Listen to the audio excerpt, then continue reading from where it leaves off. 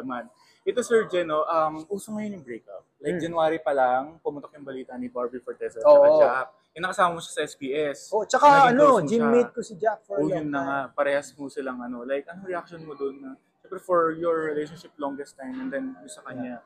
Ako lagi kong, hindi ako, of course nakakalungkot, but for me, it's part of the journey of young couples. Young couples, especially. Bata pa sila eh. I mean, it could, sana, parang, syempre, winish natin sila forever, pero talaga kung bata ka pa, there's always room for growth. You know, kung hindi na sa tingin ng individual sa kanila, hindi na mag-grow yung sarili inside the relationship, or hindi na mag-grow yung relationship, there's always room for you to grow in life.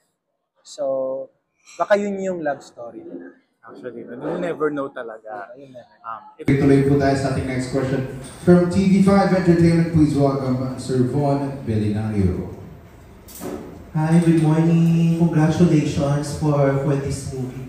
Siguro yung question ko for Direk and Gerald. May fear ba or alinlangan? Kasi ang sensitive na ng mga tao when it comes to comedy. Tapos ito parang may religious aspect.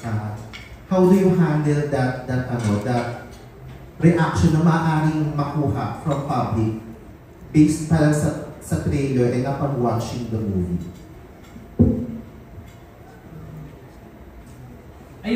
Sa akin, based naman din sa teaser, number one yung movie, feeling ko hindi naman siya offensive. Sensitive maybe for some, pero ultimately, I don't think sensitive naman siya. Kasi, yun nga, wala naman kami pinagtatawa ng religion or paniniwala. Again, it's just a story of one person na si Josh, na parang may confusion siya sa mga paniniwala niya. No? So, medyo hypocritical yung mga paniniwala natin. But, so parang ito yung journey niya para ma-discover yung kung ano ba yung tama o mali para sa kanya. Yung movie, tsaka yung teaser at trailer, dumaan naman ito sa sa screening ng MTRCB. And alam naman natin kung gaano ka-fit niya ng MTRCB sa mga sensitive topics like religion, tulad dun sa nangyari sa isang movie, diba? Hindi pinayagan. So the fact na pinayagan ito, walang pina-edit out sa amin. Teaser, trailer, full movie, poster. Okay naman sa kanila. And alam natin na ako, Catholic ako. So, and yung mga nanood naman Catholic, yung mga nag-stream. And wala naman sila naging problem. So, feeling ko, siguro sensitive for some, pero ultimately, hindi naman siya offensive. I hope hindi naman siya offensive. And so far, parang wala naman kami nakukuha ng gano'n. Yeah. Sa amin, wala naman kaming fear kung ano yung reception ng mga manonood dito. Kasi ako personally, confident ako na maganda yung material. Kung medyo sensitive man, nalakad na maayos, papunta o patungo sa goal mismo o purpose ng storya, na makaka-relate yung manonood, matatawa pero mag-iisip. Yun yung maganda dito sa project na to eh. Matatawa pero mag-iisip, tapos matatawa ulit.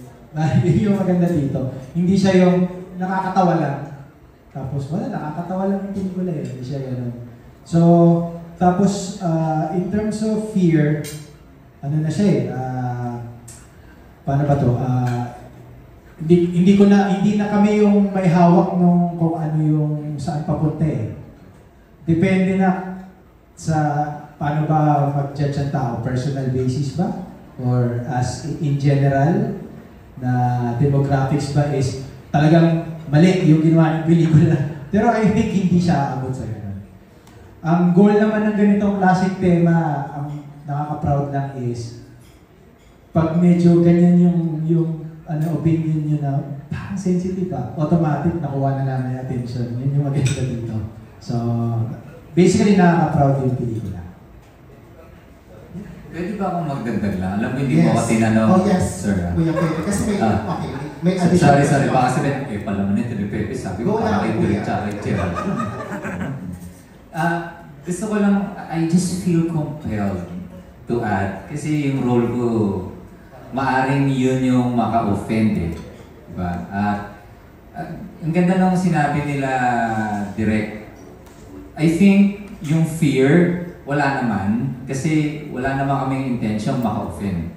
Pero kung merong ma-offend, which is a possibility, edi magsusorry tayo. And then we will explain that the intention is not to offend. The intention is to entertain and impart a lesson or lessons. Yun, kasi actually, to be completely honest, ngayon pa lang, hindi pa nga pinapalabas yung trailer, kinuwento ko pa lang sa tatay ko, yung tatay ko na-offend na eh.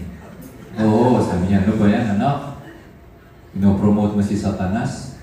Huwag ka naman tumanggap ng mga ganyang role. Nag-loads ka na.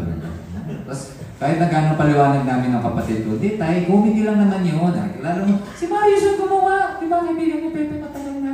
We're trying to comfort him and assure him. Hindi, ano, talagang kontra siya talaga. Yung medyo malumanay, pero alam mo yung trouble siya. Kasi ano siya eh, sarado katoliko eh. Pero alam mo yun, syempre, mahal niya ako, kaya hindi na lang niya papanoorin. Alam mo yun, but, alam mo yun, you just, you be kind, and I just comfort him na. Sorry tayo, nagpapatawa lang tayo. To add, no? Most of it naman kasi out of context eh. Like, tungkol sa ano, for example, may nag-post lang ng isang post, tapos may magre-react agad ng mga negative na hindi pa naman nila napapanood yung kahit yung teaser, hindi pa nila napapanood nun eh, magsasabi na title pa lang parang mocking na or blasphemy.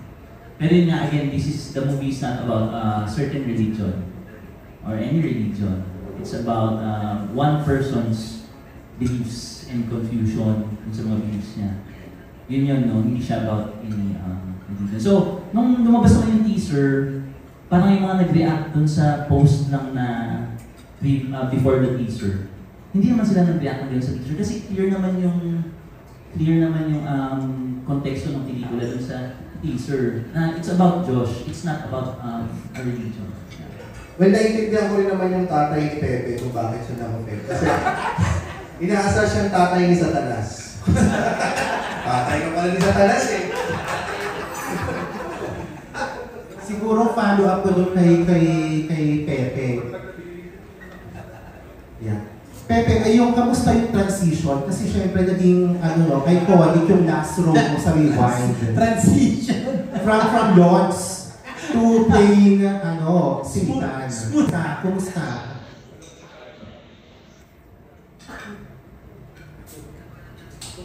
May ano lang kami. May bawal pa sabihin. Sorry, baka kasi magbigay ng spoilers eh. The transition for me is effortless. Smooth. Hindi ko siya, to be serious, hindi ko siya naramdaman kasi yung ano po kasi, sir, sorry, ano po pangalan niya, sir? Von. Yung nakakatawa po para sa akin, wala po siyang, genre or specific topic. Basta pag kunwari, tite, nakakatawa, tae, nakakatawa, nadapa, nakakatawa. So basta nakakatawa po yung isang bagay, tatanggapin ko. Hindi lang po ako, I'm not fond of violence. Pero kung nakakatawa at may gustong impart na mahalagang kwento, yung content, regardless kung anong genre, I'm gravitating towards it. Yung grabe, pinagtatawa na yung nadapa. Demonyo ka talaga. Doon ako sa TV eh. Nakakatawa ka lang. Kaya natawa ng tao pag nakikita. Thank you po and congratulations in advance. Salamat din, sir. Salamat.